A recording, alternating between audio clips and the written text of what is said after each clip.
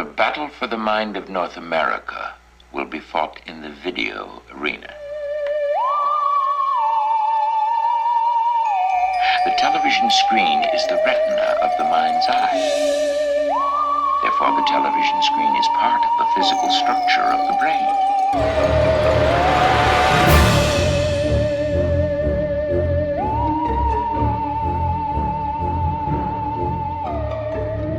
All right, well, here we are. This is episode 8 of The Outer Limits. I'm Jason. With me, as always, is Sam. Hello.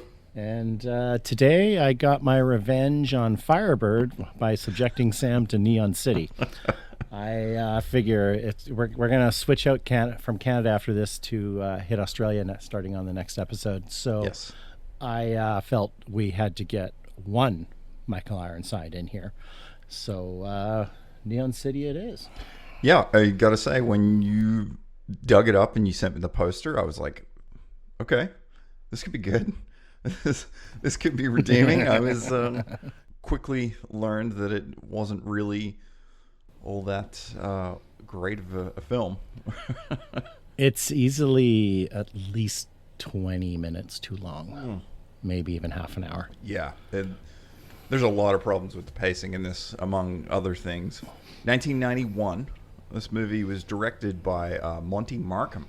I don't know if you... Better known as a character actor. Yeah, and he's also in this as a character. Yes, he is. I was sitting there going, I recognize him, and then I realized, oh crap, that's Monty Markham. Yeah. No, that was I was like, I didn't realize that until after watching it. I was like, wait, he's the director as well? Yeah, I mean, he's doing mostly voice work now, I think, but sure as hell in like the 70s and 80s, he was in everything. Yeah. He was actually in The Master, which we've already talked about, that great Lee Van Cleef TV show. He's in the A-Team. All sorts of great stuff. Heart to Heart, Fall Guy. Heart to Heart. Yeah. Love Boat, there it is. I was wondering if he'd done Love Boat. He did Love Boat twice as two different characters. Yeah, so we should probably give the pitch for this. Who am I meeting in the elevator this time? In the elevator, you go up one floor by yourself this time.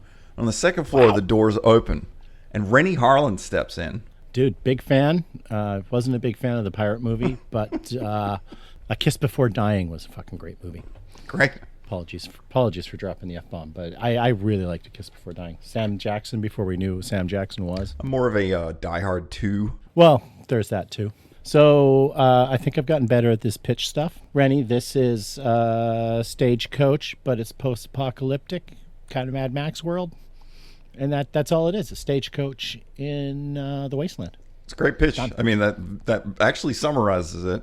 And it actually... Well, it is literally Stagecoach. Yes. It is Glenn Ford's Stagecoach. Absolutely. This is a souped-up RV, basically.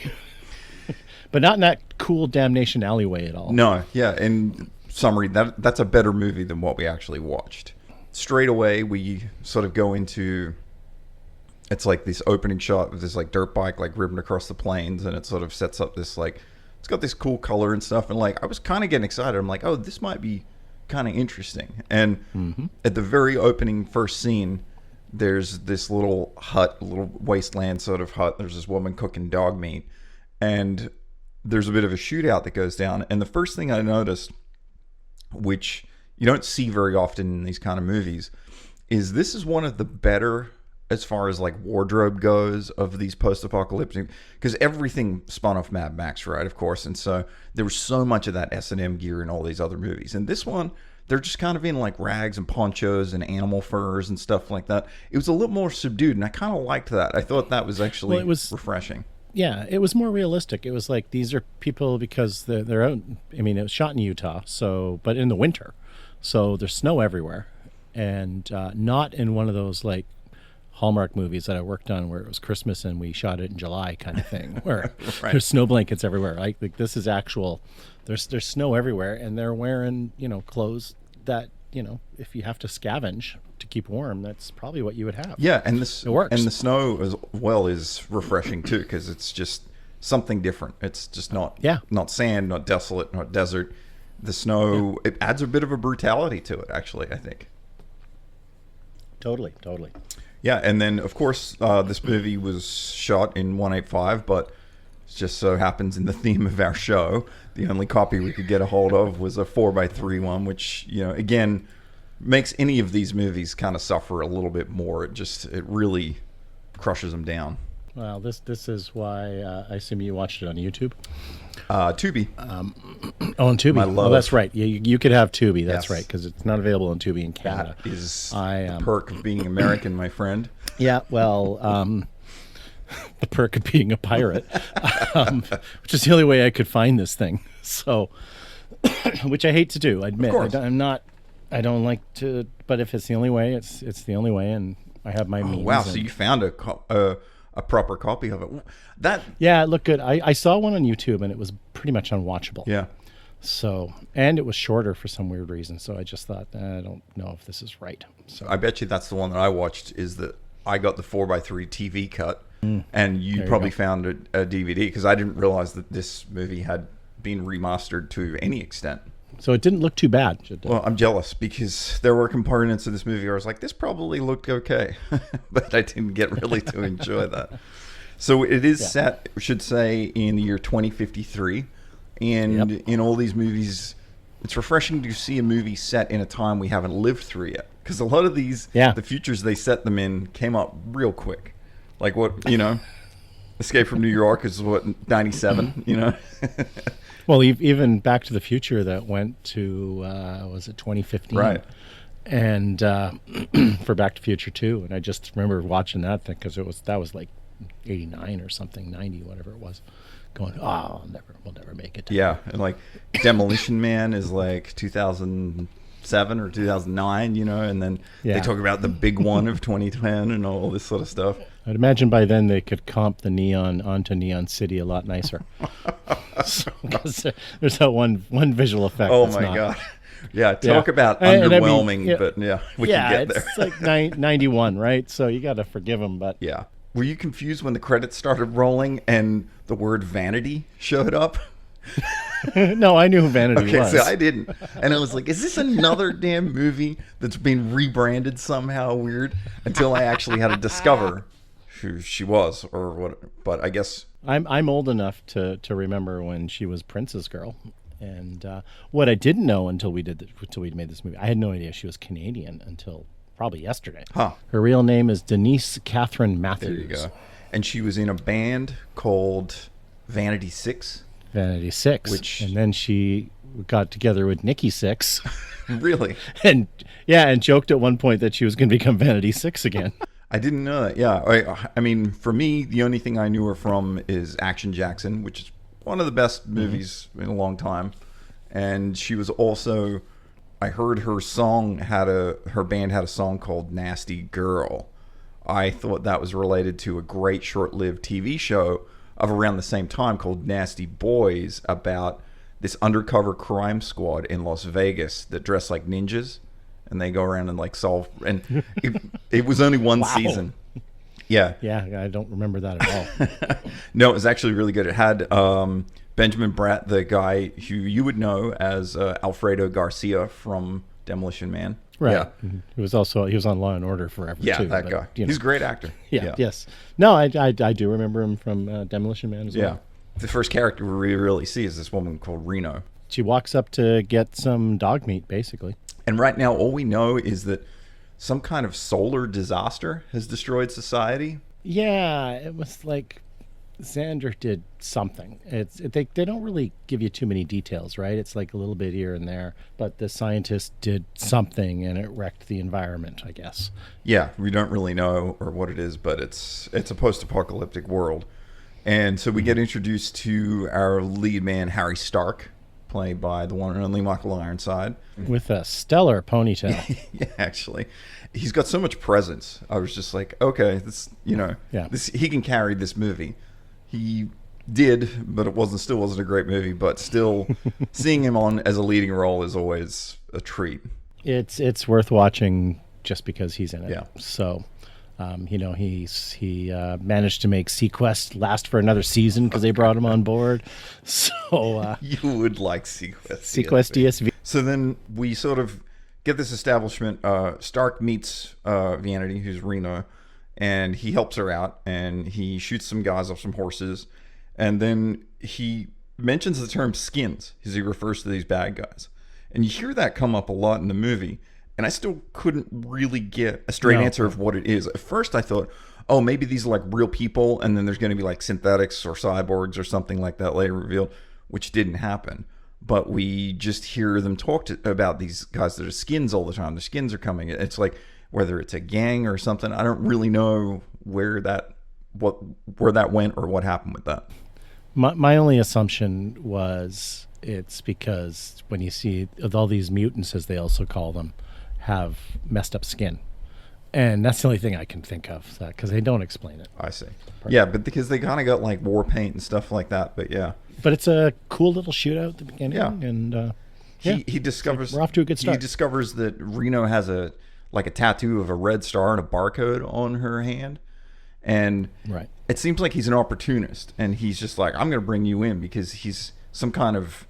you find out later that he was a ranger or whatever, but at this point you think he's just somebody trying to survive and a bounty hunter. So he sees her as an opportunity, and these tattoos obviously mean that this person's wanted or something, or he can get a bounty. So he bails her up, and they get in his pickup truck, and then they drive to what the hell is that structure that they show up at? I mean, there's some wild stuff there. It's there's a double-decker bus. And like we're I assume we're supposed to be North America because they talk about like the East Coast and stuff like that. But one girl's like says she's from Switzerland. They never explained how she got from one to the other either. Right. But it's like, double-decker bus. There's a riverboat. There's a full-on riverboat with a big paddle sitting out front of it. And the building, and there's a water park there too. There's like a water slide. Oh, that's right. That's right. So there's enclosed water slides. I'm like, is this some old like theme park? Because they obviously didn't build it for the movie, so I'm curious of why that exists. I don't know. Must be just some kind of plant of some kind, or this was all filmed in Utah, and I was the whole time thinking, where the hell in Canada is this? Like thinking it's probably going to be somewhere in Alberta that I've never heard of, but no. Well, yeah, I realized that afterwards too, because when I looked it up, I saw the flat land and yellow ground covered in snow. I figured, northern Alberta, or Saskatchewan, but nope. Yeah, and I didn't pick up on it until the credits, and they were like, Film Commission Utah and everything else. Harry Stark brings Vanity into this complex or this town. It's like a market, like a trader outpost or some kind of civilization. Right. It does have a decent amount of bleakness to it. It's a little bit better than some of the other movies we've been covering. It's certainly a lot better than Empire of Ash. And there's some organization to it. You've got these sort of, I guess they're supposed to be like cops or / immigration / whatever, that all have matching uniforms and stuff. It's like, so there is still some kind of society. But again, this, like I said, it's a stagecoach. So I guess you're supposed to think this is like an outpost border town kind of thing. Right. And once they get inside this area, you hear like a PA system, and it's announcing like, mutants need to head to this, or all skins head to quarantine. It's this sort of voiceover coming out, like as if there's some form of organization or something going on there where people come and check in for what, I don't know, because we don't really find out. But they're trying to sort of build a little world there. And then he stops off at like a reloader tent, and he gives him all of his like once fired brass in a bag, and he's like, can you reload these for me? And yeah, it's not bad world building in general. Like you can see what they're trying to go for. It's not a great set design, so it's kind of hard to like it. Everything's shot really close. Like it looks like a made for TV movie. It's not, but it looks like one. It's shot like one, which I think is because our director is essentially a TV actor, and that's all he knows. Right. And when you look him up, I think he's only directed like a handful of things. So. Yeah, he hadn't done much. This was his big directing. Didn't do anything, directed this, and then faded back into, bit part work and stuff like that. Yeah, it's a weird choice, but maybe he was the reason why they got it made. Yeah, it's because everybody who was writers on it and producers, this is all their one show. We get introduced to this character, Dickie Devine.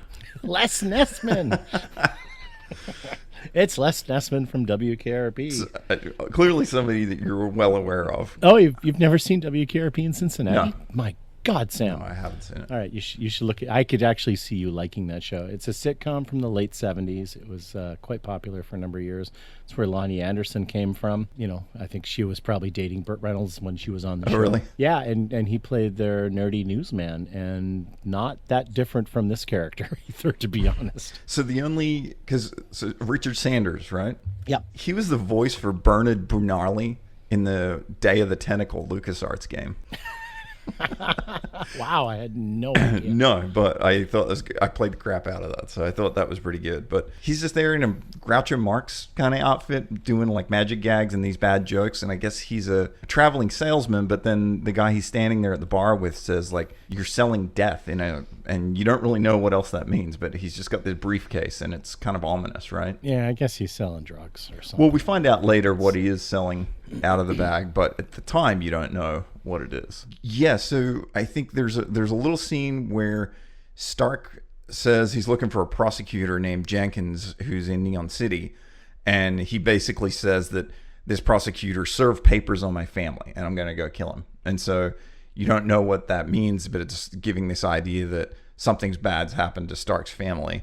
And then we sort of leave the outpost there and go outside, and there's this transport bus, and this is when we start seeing all the characters that are going to ride the bus, and Stark is being convinced that he should ride the bus as well and help out on this transport, because when he wanted to turn Reno, the woman, in, it was out of their jurisdiction.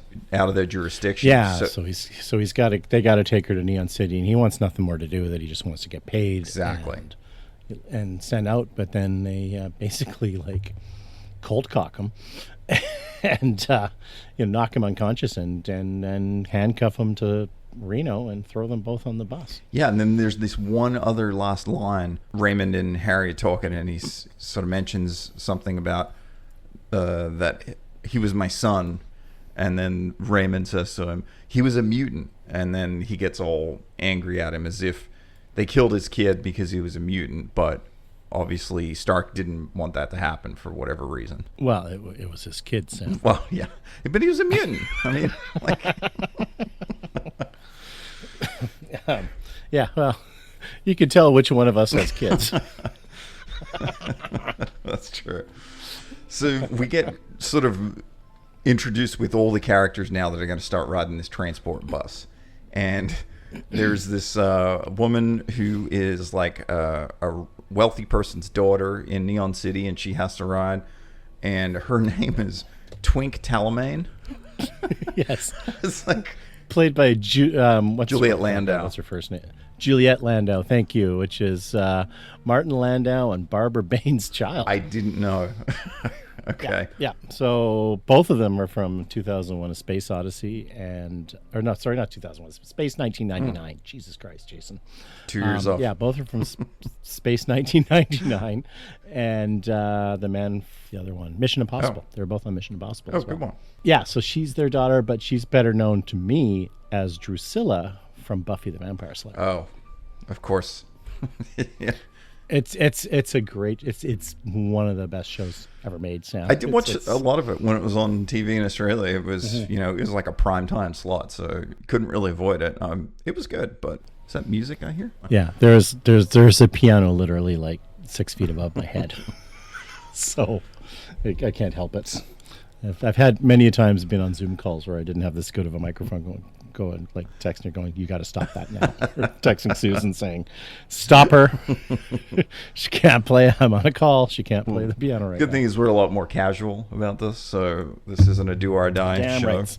Yeah, so the interesting music cue that you talk about happens when we meet Twink, and she's walking along with her luggage, and it's a really strange piece of music, and it's tonally nothing like, it's meant to be like quirky, but she's not really a quirky character, or she hasn't been developed into one yet, so it doesn't really fit with her very well. No, her character is very one-dimensional through the whole thing. Yeah. And then we meet my favorite character in the movie, Bulk. Lyle Alzado. Yeah, this guy was great. Professional football player. Yes, that's right. This guy is awesome. This is like his last role, I think, too, or one of his last roles, because he died not long He died in after this. 1992. You're right, yeah. was so familiar to me, but I still couldn't figure out exactly what he was in that I knew him from. And I was looking around and I couldn't figure it out, but the closest thing that I could find was he was in one episode of The Highwayman, which was a great show, with the which was like a Mad Max type show with the truck that turns. Jocko was in that, wasn't he? And the truck that turns into the helicopter. God, right. I love that show because the special ability of the truck is it can transform into a helicopter, but it takes so damn long. So they get into a situation and they're like, quick, turn into a helicopter. And it's this like, anything could go down while it's transforming. It's it doesn't play very well. I only vaguely remember that show. Yeah. So. It's another one that's kind of lost in the world of there's no remasters or anything else. I did find out he was in this movie called Destroyer, which looks awesome. You got to look at the poster for this from 1988. And it's about a guy on death row who survives the electric chair. Oh, yeah, I did look at this. That's right. You got to see this poster. And he's holding a jackhammer with a laser scope on it. With a laser pointer on it. So bizarre. And he's got lightning coming down his arms, and his face is a skull. And what does it say about the voltage? There's a quote on the poster. 3,000 volts couldn't kill him. It just gave him a buzz. This is the movie I wanted Shocker to be, honestly, which I love Shocker, but this is a better movie, I think, already. So I'm definitely going to have to check that out as a good bet. So we end up finding out, so now Bulk is going to be driving the bus across the plains to Neon City, and him and Harry have some kind of beef as well.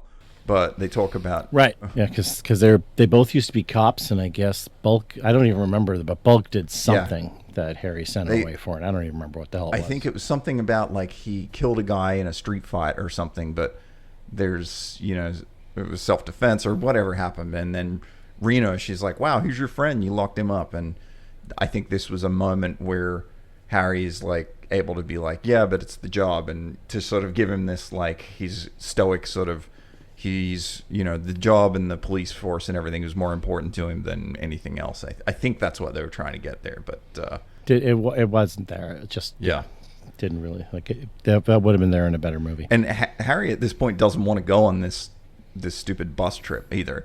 He's like, no, he has no desire to go to Neon City whatsoever. But he decides that if he's got to get his bounty, he's got to take her, right? And then his truck explodes.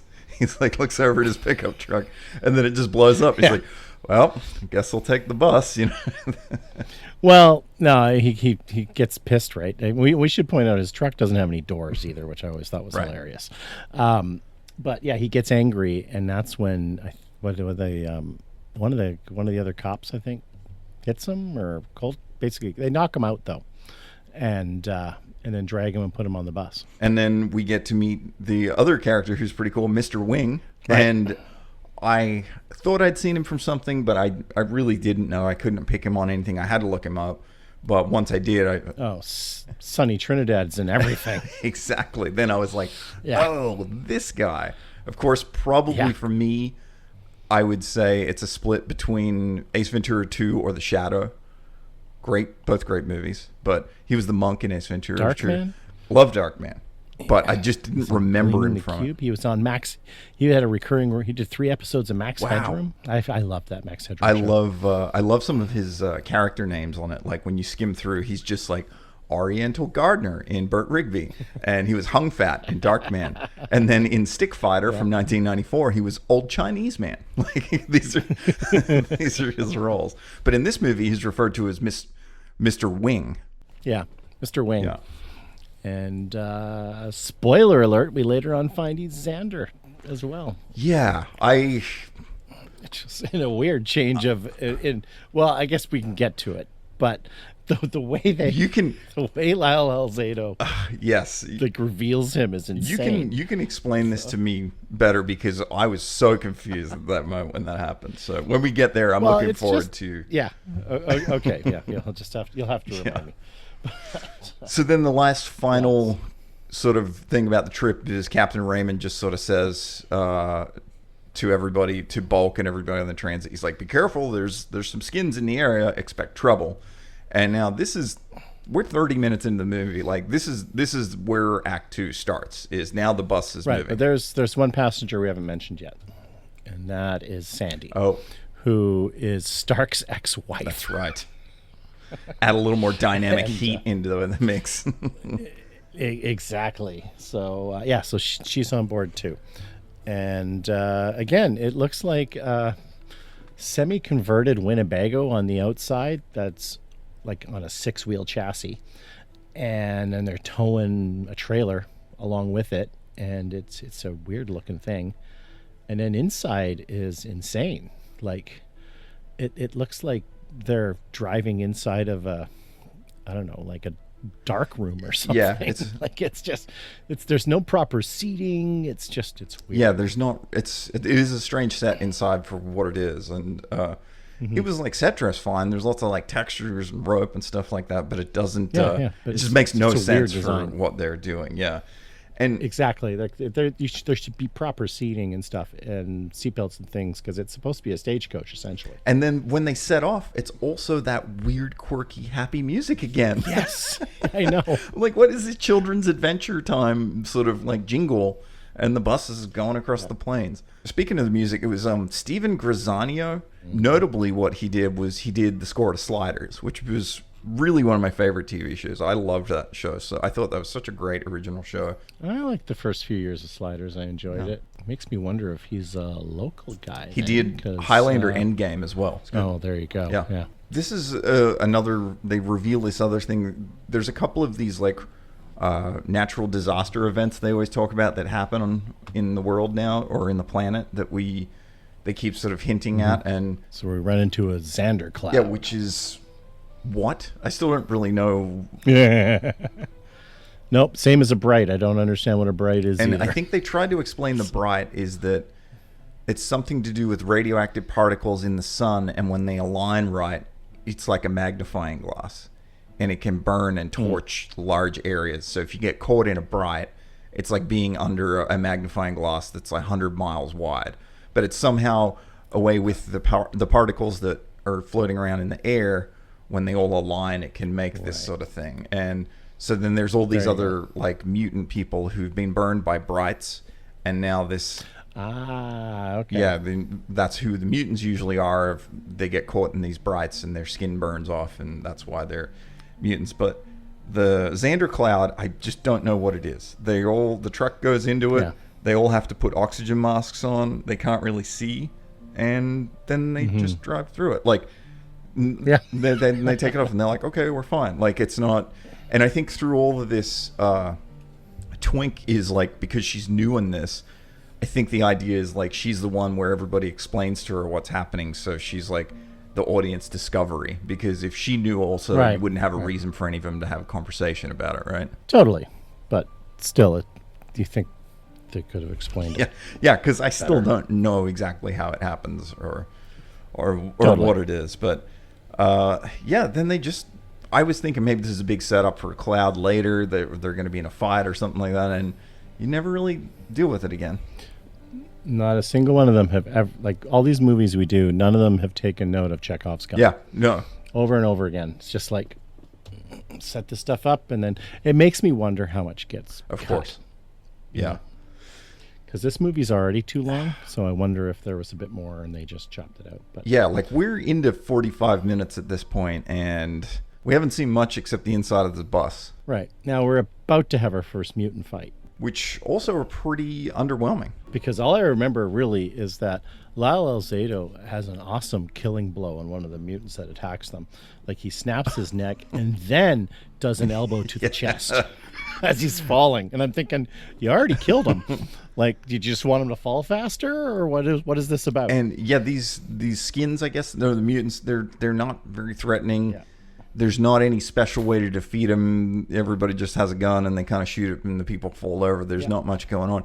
But there was a more interesting part there where after that battle, they stopped to take a rest break, and we see some mutants. There's a mutant carrying some sticks, and his skin is all burned. And what happens is that Dickie Raymond like walks up to him, and he has his doctor's bag, and he opens his bag and he gives the mutant this little vial. And the mutant drops his sticks, and he's kind of like half out of it. And he sort of hobbles back towards what is presumably his wife and a newborn that she has wrapped up. and they take it and they hobble off to a cave. And then I think it's Raymond who says, like, you know, what is this? And he says, oh, they're bye-bye bags. And then you realize that he's selling this, like, quote-unquote suicide medicine. And Right. so his selling death or whatever out of his bag is he makes his living by going around. If people want to die and not live anymore, they can take this serum and end it. And this was actually a pretty dark moment. Is like this melted family out in the desert, and they're just barely alive. And it was a better part of, you know, of building up this world in this dark, horrible way. It was an interesting take, except that I'm sure these guys could have figured out a way to kill themselves at any other point. I'm sure, yeah. You know, if that's really what they wanted, they didn't have to wait for Les Nessman to swing by and hand them like a couple of vials. Yeah, and I don't know how they set it up, how they couldn't have called him. Like, did he know they're going to be on the route? Who knows? But well, they can't talk because then they would have had to have been paid. that's true. Thinking like So that. can't be paying the extras. You can't be upgrading them. Yeah.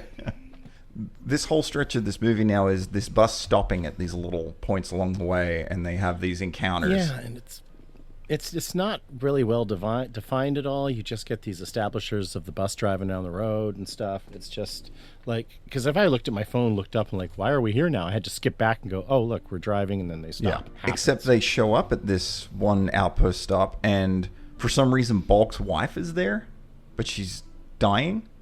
Oh, yeah, she's like in the hospital or something. Yeah, it was like some makeshift hospital, but the skins attack at Right. the same time, and then they get into this And battle, that's- and then Yeah, and I think that's where he does the fight where he that's snaps the the guy's fight. neck. Yes, And because he's raging because he looks down at his wife dies in his arms, and he looks down at her, and she doesn't have her ring finger. The whole finger's just been ripped out because they took the ring, and that's Right. when he goes into like rage mode, which is a good bit. I mean, it's a good character bit, you know, but yeah, I just remember the bulging eyes and stuff on him. It was just like, Lyle, you might be overacting a little bit. This guy also reminds me of like a Robert Zadar. If you would know him, you would know him as the Maniac Cop, most likely. But he was right. also Okay. Yeah. Captain Dynaball in Tango and Cash in the prison. But he's just one of these like overly silhouetted giant dudes. But again, I like him. This guy seems likable. I just loved his eyes were just like bulging when she dies. He's like, He does do the it's a bit of a roid rage type moment for sure. exactly, totally. And he was a pro football player, so it's probably Entirely something possible. he's seen firsthand. So this is the moment where Reno tries to make a break for it. She steals a dirt bike, and she rides a couple of feet, and at the same time, Stark sees her, and there's conveniently a like 4 or 5 feet of steel pipe right next to him, and he just picks it up and he just javelins Yep. it at the front wheel, and it does the classic motorcycle in the Yep. spokes. He just says, "Look, you're not going to survive out there on your own. We've all got to stick together. We're here," and that is all he needs to say for her to say, "Yeah, okay, I'll stay on the bus." And she's totally going to hook up with Yeah, him later, too. exactly. So, Yeah, his power is very similar to Red's power from Firebird AD. yes. It's very similar. It is kind of funny with Reno though, because they mentioned she's got this red star tattoo, so she's like extra wanted, but you don't know why. Yeah. Well, I don't think that. Do they ever they explain say why, that or did I totally just first they miss it? say that she's wanted for murder, and then there's another time they reveal on the bus where somebody says to it, "Did you really kill your parents?" And she says yes. And then at the end we get revealed why she killed them. But there's two things that you're fed along the way to make her seem, it's like they double down on how brutal she is, and then you realize the end result of why, and it's pretty weak. So now they've decided they're back on the bus, and they're like, we're going to this next thing. Because every time they stop, I'm like, oh, this is Neon City, because I'm thinking the whole movie is going to be about being in Neon City. Surprise. Yeah, nope. It's all about getting there. Exactly. It's the journey. Yeah. Is the important it's the important part of life, Sam. This is also where we get the Les Nessman saying that two breath mints is a funny line. And I'm just like they harp on that. Like it was it? I guess it's true. Yeah. So Juliet Landau is like complaining that she needs something to eat, and they have snacks in the back. She's like, "No, I need a proper meal." And that's when Les offers her like, "Well, I have breath mints." She's like, "No, it's like, I could give you 2 breath mints." And it's like, it's a funny line. And then for the next 10 minutes, it's a funny line. It's like, no, it's not. I don't understand what makes it funny. Yeah. But they milked it. Yeah, there could have been a million better things to use for that time. This is where Valerie talks about her son being killed. Right. And she mentions that. Yeah, Sandy. Yeah, Valerie's the actress. Sorry. Yes, Sandy. So it's, Sandy. And, because they're on this damn bus again. They got nothing to do except run up our TRT and talk about this stuff. They come to a tavern on this stop. It's like some ye old sort of pub. Oh, yeah. And they walk. And it's a kind of a mutant bartender, but he's only just got like a slight disfiguration. Yeah, and so they walk in there, and Stark sort of talks to him, and Twink turns around and says to Stark, "Wow, you talked to him like he was a human. He was like he was normal." And then Stark says, "Some of them are." And his like great Michael Ironside line. And I was like, wow, yeah. Mutants having feelings was not on my bingo card for this movie. It's supposed to be this really dramatic moment. And this is where he says he's all out of food, but he's got some of the special left, and it's real good. And this is where I'm thinking, like, what gross thing do we find out the special is? It's like, we don't. They all eat it. They all enjoy it. They all say it's great. Yeah, another great moment to play on, like, the horrible world and how terrible everything is, and what are they going to consider as great? And you don't even say that was delicious. It's like a normal meal. There's nothing there. We do hear that little moment about Sandy, who had a son who had a cleft palate, but the authorities thought he was a mutant, so they took him away. Right. This is supposed to be some tragic story too. Or was it God? And then then Stark goes back to make sure that they tipped enough, because he wants to make sure this guy's taken care of. And that's when his wife appears, and she's also a mutant. Yes. And then there are kids behind him though, and the kid's human, and they're like, "Please don't tell anyone. They'll take him away from us." And that's true. Yeah. So there's a little bit more there. Yep. We are 57 minutes into this movie. They get back on that damn bus again. And nothing has happened. You got 45 minutes to go, Sam. I know, too. I was thinking, okay, maybe this is going to be a 78 movie and I'm out. And I'm looking at the clock and I'm like, damn, like we got a long way to go. So now they hit their next environmental problem. Well, isn't this the Bright? And there's a lot of prep they have to do in the truck to get by and put on all these goggles. And they talk about how everything's going to burn. And yeah, I just remember at one point, like a pipe bursts inside the truck, and there's suddenly just like this huge hole appears. That's right. Plastic PVC pipe that runs along the ceiling of the truck. And I'm just like, wow. There's a lot of steam coming out of it for some reason, and like everybody's just starts like getting uncomfortable, and Les is like, he's like, blood's coming out. For whatever reason, he didn't put on goggles like the rest of them did, but he's like clawing at his chest, and it's just like, yeah. They just get through it, and then suddenly it starts like pull over. And it's like, don't you want to go a little ways further away from this thing? Exactly but again, I didn't understand how the Bright works, so maybe it's just like a transitory thing, and then when it's gone, it's gone. But they pull over, they all kind of get out, and Divine's not doing well. That's when we find out, Tom gets something out of Divine's bag and feeds it to him. The bye-bye juice, whatever he calls it. Yeah, the bye-bye and this is where you find out, like, Tom, who's supposed to be Dr. Tom, is maybe not so much Dr. Tom. Yeah, played by Nick Clark. He was in The Hitchhikers. No, he looks so familiar to me. Yes. And but I don't recognize anything else he's been in, and I think it's just because I'm thinking of some other actor who had the same perm. Because that guy's got a hell of a perm. And he's also about 300,000 points higher or lower, whichever way you want to look at it, than us on IMDb. So that is when... It's lower. Higher number is lower. So when you look at it like that, that is why I've never seen this man before in my life. Right. No, he's only done a handful of things. He doesn't even have a picture on... No, it doesn't even have a picture. Yeah, exactly. Yeah. So... So yeah, so they buried and then they actually buried they buried Dickie. Yeah. And this is also a little out of the theme of the movie. You know, they've been on this bus for 50 minutes of screen time, or probably 25 minutes of actual screen time in the movie, but we're 50 minutes into the movie, and now they like walk out into the wasteland and like have a full-on funeral for him. This is not what would happen in this wasteland when you got all these elements after all these things, and it's like they really care about the guy, but who they've known for a few hours. who contributed nothing Other than being an annoyance. yeah, quite strange. And then they're back on the road, and we go past, And then they stop again. except we go past a factory, and there's some smoke coming out of a factory, and Twink says, what are they making in that factory? And Stark says something like, they'll be doing it for thousands of years, but I have no idea what he's referring to. No, he says nothing. And she says, but it's on. And he said, yeah, it'll probably be on for several thousand years. It doesn't mean you can go near it. Which I guess gives you the impression, like it's irradiated. Could have been a reactor something. failure or something. Gotcha.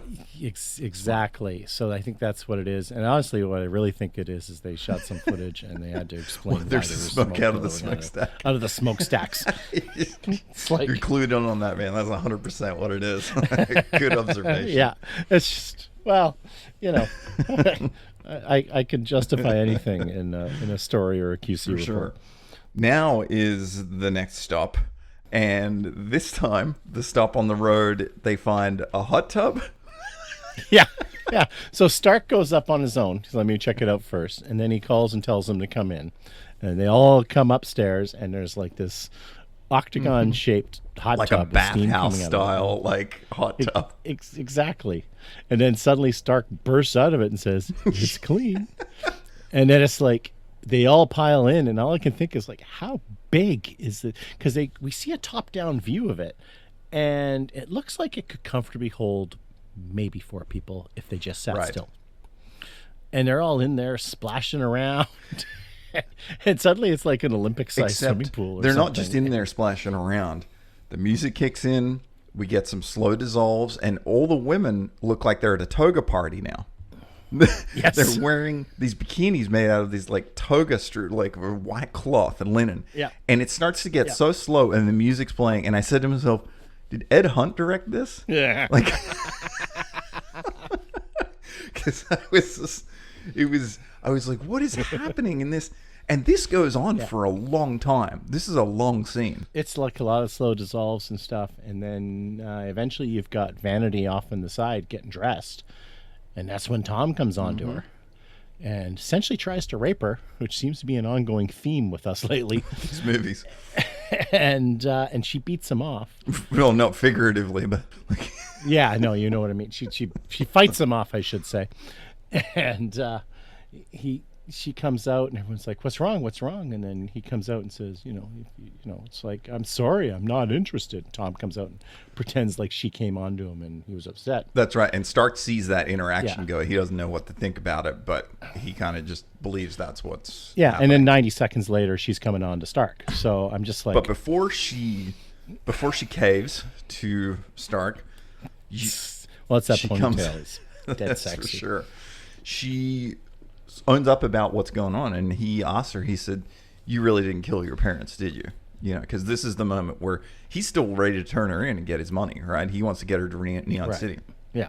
And then she comes clean about her parents, and she said they were actually foster parents, and there was like a dozen kids, and the parents would sell and trade the kids on the market, and one of the kids had died from getting a horrible beating from the parents, and so she told all the kids to run away, and she set fire to the house and burned the parents, and then the Rangers caught her at that moment and then gave her the tattoo, and that was the beginning of that. So the big problem with all this is, how old is she? Yeah, because the way she says it is like, that means she's been on the run since she's 12 and now she's 24 or something. Like, Right. Or is she like 14? And just, as all actors in the 70s and 80s, were, high school students were played by 26-year-olds. Is that what's going on here? But because Michael Ironside's not exactly young at this point either. No. And it's just kind of weird. But yeah, I guess she's been on the run for ages. But that's the other thing I don't get is she's got this red star tattoo, which means she is like a uber wanted criminal. But where'd she get the tattoo from? Yeah, like the Rangers put it on her there and then, and she escaped, or exactly that. I mean, she should be wanted for having escaped more than Right. anything. But they don't count that at all. I should mention before that, before all that happens, we've got it's Wing, right? Is it Wing that's Sander? Wing is doing Tai Chi while everyone else is in the pool. yes. Intercut for some reason, and it's just like And okay.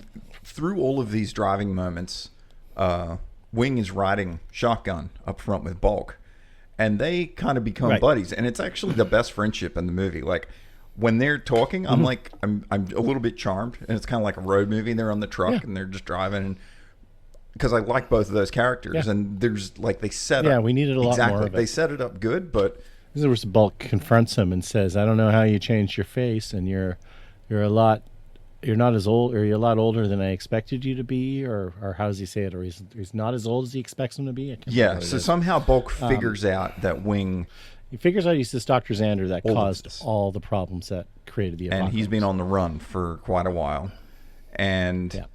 he's on the transport originally. You just think he's just getting a transport to Neon City for his own reasons. But there is a moment where Wing and Lyle become pretty good friends, and Bulk admits to him, he's like, you know what, I'm not going to turn you in. Don't worry. Like he owns up to knowing who he is, but And that's when he asks. That's when Wing says, I was trying to make things right. better. But we don't know what he's actually. Maybe he's delivering something to Neon City, but yeah, again, set up, but no real payoff on it. Yeah. So, and then this is where I also have the note, like, what is this castle that they're hanging out in? Because it's a weird building. They're all It weird looks buildings. looks kind of like a castle. Well, that's true, but this kind of looks like a castle on the outside. I've got to It's like- look up where this stuff Where is was, because maybe this stuff still exists in Utah now or something. Maybe it was an old theme, because some of it, what the hell is going on? Because it's it's like they just use whatever they could find, and there's some weird stuff there. So, we're back on the road for the last stretch, I guess, to Neon City, supposedly. And then they get attacked by more skins on dirt bikes. And it's a very Right. underwhelming Mad Max scene where they're in the truck and the dirt bikes come up. And they kind of just shoot everybody and they fall off the bikes. Like, one guy gets on top of the truck, but there's no big threat. There's not a massive battle. One of them jumps into the cab with Bulk, and then he backhands him out the door, and that's it. Well, the only threat is they run out of Yes. ammo. They all run out of ammo at exactly the same you're time. right. And yeah, it's like, I'm out. And then it's like suddenly Wing has Wing's been working on something the whole time. He's got like some kind of laser pointer thing or whatever, and then he turns into a laser gun. I was And, like- hands it to Stark, and he's like, aim this at their gas tank. It's got a 2-second cooldown on it, he says. Yeah, it's got just you can get one shot and then it's a 2-second recharge, and it's like, okay, so you can fire a shot every 3 seconds. Cool. And Stark just proceeds to take out everybody except for the last guy who runs away, and yeah, they can. I did like that. Except the trucks had enough. I at that liked point. that moment where he just produces this laser gun that he's like put together. They just didn't do Yeah. enough with it once again. He's just going to do it in the background, and like this is where he's realized that he's a super genius scientist who destroyed the world. And I think that's when he says, yeah, because the truck's broken down now, it's overheated or whatever. And then Wing sort of says, he's like, now you know who I am, sort of thing. And I think what he was doing was he was giving up his cover to save everybody. Right. And Exactly. yeah, and I think, and I'm wrong about that, because this is when Bulk says, I'm not going to turn you in. Yeah. Well, and it becomes obvious Stark isn't going to do Right. it either. And so they've become a more sort of tight group at this point. Right. And then they just walk into the horizon with To walk into Neon City. City's nowhere to be seen on the horizon. And they start walking. Nope. But apparently it's only a couple hours away. And then we finally get to Neon City, and we get one shot of the corner of a building, and it's like a matte painting. It's an optical, and it has with a bunch of neon lights on top of it. It's not even a bunch. It's like 2. Yeah, but they're all over the place, and they look like they should say something, but they don't. Yeah. They just move in different angles and stuff, and that is Neon And City. then once they get inside Neon City, it's like, I'm like, why do they call it Neon City? Oh, because it has the one neon tube on top of it, I guess. Because it's certainly not a city, and there's not a lot of neon. But once you're inside there, it looks like some crummy 90s abstract art gallery. Well, again, it's shot so close that there's no wide shots, so you can't see what it is. Like, it's like a TV movie. And this is where, like, the customs, cop or whatever just says, we're closed. You can come back in the morning. And it's like, and that's when Twink is like, but my dad's waiting for me. And these are my friends. And he's like, oh, okay. She pulls pulls the rich kid card and gets everybody in. Yeah. And it really, they really try and wrap everything up. And I think Stark runs into Jenkins, who is the guy he was trying to kill, who supposedly killed Stark's family. And then Jenkins mentions, oh, I heard you had a prisoner. And then Stark looks at Reno and he's like, oh, yeah, she died out on the plains. Yeah. Which reminds me, we forgot to mention Sandy died after the last mutant fight, too. Yes. That's right. She got shot. And she was the one. Yeah, she was the casualty in that shootout. Right. She was going to Neon City to be with a very nice man, even though she obviously, she even says, I love you to Stark before he dies. Yeah. And, of course, Reno doesn't seem to be fazed by this at all. So. Yeah. And that really is it. And and before they get to Neon City 2, Xander walks off into the sunset on his own. Like, he heads off in a different direction. Like, he doesn't go to Neon City. That's right. Yeah, he said he's heading somewhere. Because he can't go there. That's right. He said he'll just make his own way or something. He decides that. Yeah, he's trying to find a lab or something that he can use to try and reverse everything. Giving the movie more credit than it's got, he's probably thinking that if he can get somewhere undetected, he can keep working on it. Otherwise, he's wanted everywhere. Which is in Mexico or something. Yeah, I think something like that. That's right. Yeah, so they split off. And then... within minutes, everything's wrapped up at Neon City, and then Stark just gets in a Jeep with Reno. No, I want to say, though, when they meet up with Twink's parents and stuff, they're all, like, wearing these, like, white kind of future clothes. Oh, that's right. And that's when someone says, what do they do? And it's like, they don't have to do anything. Because we find out the rich elite, is in Neon City. At Neon City, and I guess everyone else is just a servant to them, and these guys are all dressed like they're about to go to, was it Sanctuary or whatever it is in Logan's Run. Yes. And, without the masks. And, and then, the next, I guess, Xander is still walking, and that's when Stark and Reno have found a Jeep with no doors. He loves these no doors. And they pick him up on the horizon and drive off with him. Waterworld did this a lot better at the end, not in the director's cut. The director's cut ending is incredible. I highly recommend it. It was only released on TV. I should watch that. So there's, it's really good. Where they get to dry land, and the mariner's there, and he just doesn't like it. And he gets some supplies, and at the end, and he's sort of just like, this isn't for me, and he goes back on his boat. Like, that's what this is sort of meant to be. They're at Neon City, and everything's too nice and too comfortable, and this isn't the world that Stark wants to live in, or Reno. And so they decide to just go back out on the plains. Well, I took it as they intentionally went out to try to find Xander, and they were going to take him to wherever he was going to go. Oh, they're going to help him. That's what I took from it. But I think you're seeing too much in it. You've had this movie's number the whole way along, like you're clued in on this, so I totally agree. I think that's exactly what it is. Cue like happy, chipper music too as they drive off. And man, I don't know. I wanted to like this movie a lot more.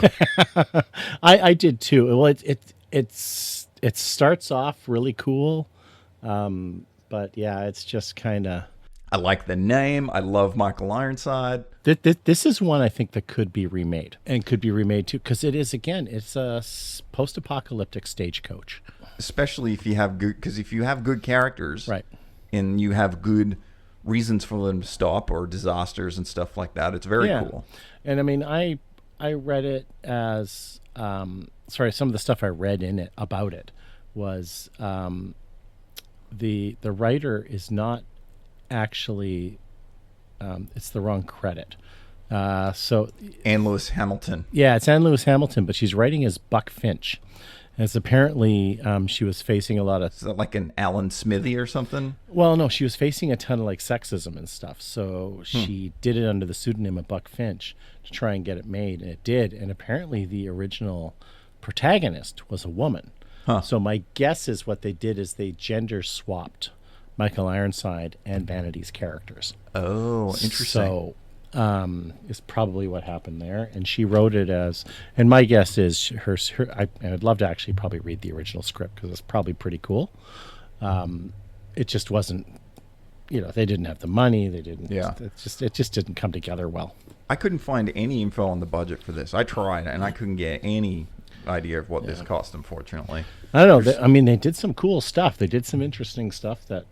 No, it just falls short on a lot of ways. I think I found an old TV Guide review. It got 2 out of 4 stars, and it said Neon City is far from the worst Road Warrior rerun, although that's truly faint praise. It Well. kind of sums it up because it's there's a lot more worse movies like this from this time, but it just really doesn't deliver. Wikipedia considers it is C-class low importance in the world of sci-fi films that you must watch. C-class. Wow. C-class low importance. I did find out it was a 22-day shoot, so a little tight. A little tight, but not terrible considering what little locations there are and stuff. Yeah, and it was released in Italy as Anno, ANNO 2053. And in Serbia, it was released as Neonski Grad. Okay. Yeah. I like the Anno idea because there's a whole slew of computer games with called Anno. Oh, interesting. With different years and stuff. Yeah. I worked on this cast and crew, and I found that the guy who cut it was David W. Hager, and the best thing, the most relative thing to me about him was he got a special thanks credit on Hard Ticket to Hawaii.